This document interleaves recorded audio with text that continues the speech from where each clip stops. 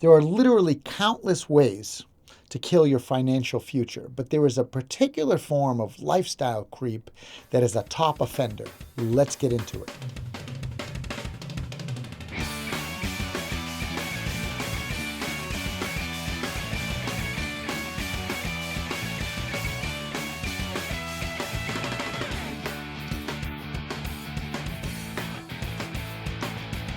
There's an old saying that where your attention goes, your energy flows. I translate that as where my attention goes, my money flows. We all have things that we want to do. We all have things that we are interested in, and they all cost money. But the difference today versus years ago is that everyone's trying to get you to sign up for an app, a membership, or a subscription that you are paying for while you sleep.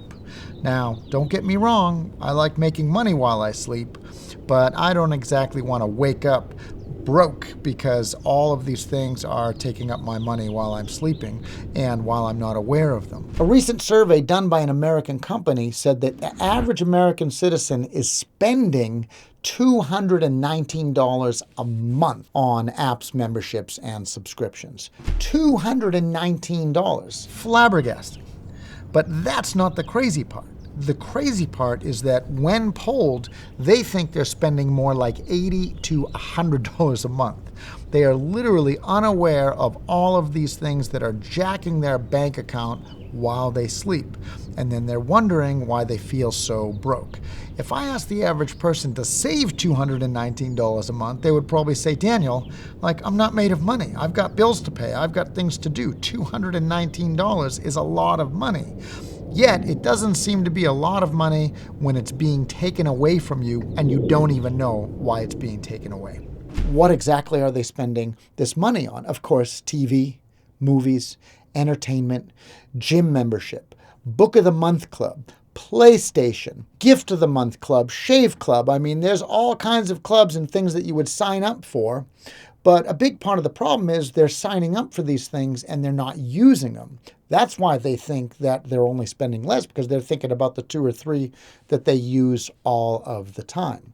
So subscriptions are literally part of lifestyle creep that you sign up for it, they end up charging you for it. Maybe you're not even using it, or maybe it's something that you wanted to use once or twice and then you kind of got away from it, or you forgot about it, or maybe it was an app that it was free when you signed up, but you did have to put in your credit card information and it said this was a trial membership, meaning after 2 weeks or a month or 60 days, they're going to start whacking your debit card or your credit card, and you become unaware because you didn't cancel. So this happens a lot too. And I'm telling you, these things are really easy to sign up for. When you sign up, they make it as easy as possible, but when you try and get out of it, it's a lot more difficult. So do we really need all of these apps? Can we live without all of this money just being drained and siphoned off from our bank accounts and we're not even aware of it? Well, when I was a kid, being a resident of planet Earth, as you are, I wanted to do the same things that everyone wants to do now. I want to eat out. I want to go see a movie. I want to watch a movie at home. I want to go to the gym and be healthy and work out. I want to interact with the world, of course. So when I was a kid, how was it different? Well, a typical Friday night, maybe my buddies would call me up and say, hey, do you want to go down to Revere Beach? And we'll grab some pizza and maybe hang out for a bit. And I'd be like, great. Next thing you know, one of them would roll up, pile into a car, and we'd go down to Revere Beach and order ourselves some food. Ultimately, we'd end up on the sand somewhere, and someone would bust out an acoustic guitar. And next thing you know, we were hanging out, making music, singing songs, meeting more people, and literally interacting with each other and having a good time out in the real world. The difference is when I went home from that experience, I wasn't still paying for that pizza and I wasn't still paying for everything I did. I was just able to go out and do it. I had a gym membership, but it wasn't a typical membership because I paid monthly and it was pay as you go. I had worked out a deal with the owner because I traveled a lot and I had gigs on the road and I didn't want to have to pay for the months I wouldn't be around. So I said, if I'm here, I'm going to pay. And if I'm not, I'm not. And if you want to pay as you go, then I'm your guy. And if not, I'm going to have to find another gym. Today, I've built a gym, so I have a gym at home and I work out at home. And once again, I don't have to pay a monthly fee, which is something that I don't want to do. Now, just because I live a certain way doesn't mean that you shouldn't have any subscriptions or apps. What I'm telling you is you have to be aware of them, and there are ones that are costing you even after the fact. A lot of times we sign up for something and it's free, or it's free for the first month, or it's a free trial. And if you don't cancel, remember, you've given up your banking information and they are going to start whacking those cards. So the one thing you want to be aware of is what you're using and what you're not using. I interviewed a client the other day and we started looking at his finances, and he had all these charges coming in, and one of them was a gym membership that he literally was unaware of. So you have to start there. The best way to do it is to look at your bank account and start to recognize those charges that you know are monthly and reoccurring for subscriptions you use. And then you have to call on the ones and try and get them canceled if you are not using those subscriptions. And believe me, there is plenty. So the truth of the matter is that these apps, memberships, and subscriptions aren't just hurting your finances. They aren't just making an unhealthy bank account. They're also making you a little unhealthy. The American Journal of Obstetrics and Gynecology published a study that from 2018 to 2021, they showed how mortality rates have almost doubled. What does that mean for people who don't hear about this mortality rate thing? It means we are getting sicker and dying earlier. Literally, our lifespan is becoming shorter. Why? Well, there's all of these health factors coming into play. We have heart disease, which is increased. We have liver disease, which is increased. We have diabetes, which is increased.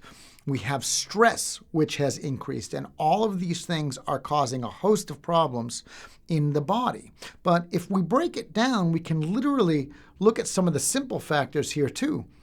20, 30, 40 years ago, we went out. Remember when I talked about me and my friends going out to the beach and going out for fast food? Sure, but we were out in the real world, having a night out on the town and doing stuff and maybe hanging out and breathing fresh air and walking and getting out of the house. Today, people have become sedentary. So literally, you are binge watching a TV show. We didn't even have that term when I was a kid. You didn't binge anything, but you binge watch your show and you wait for your Uber Eats to arrive at the door, and you go from the couch to the door, back to the couch with your fast, unhealthy food. And people do this night after night after night. It's no wonder we're developing heart disease and we're literally gaining weight, and it's causing a host of other problems. We're more obese than we were 30, 40 years ago. We're more sedentary than we were. We're not getting the exercise. And everyone has these gym memberships, but nobody is going. We're just paying for them because it makes us feel good to think, I have a gym membership. The point is that you have to get out there and live in the real world. You will feel better physically, but you will also feel better mentally. And if you get rid of a lot of these sabotaging subscriptions and memberships that you're not even using, you will have a healthier bank account as well. I want you to be healthy, and I want your finances to be healthy, but really, mental health is just as important. And when you know you can't pay your bills, you don't feel good, and it becomes a high stress on you. And of course, it's stressing your bank account. If you want to end up with a healthy diagnosis on all fronts, literally your bank, your body, and your mind, then you will start by cutting out some of these subscriptions and limiting the ones that you are paying for to the ones that you actually use all the time. My name is Daniel Francesco Margassa, and you are watching The Almost Criminal Millionaire. If you enjoy learning about your finances, saving, investing, and having a prosperous financial future, then you can like and subscribe for more.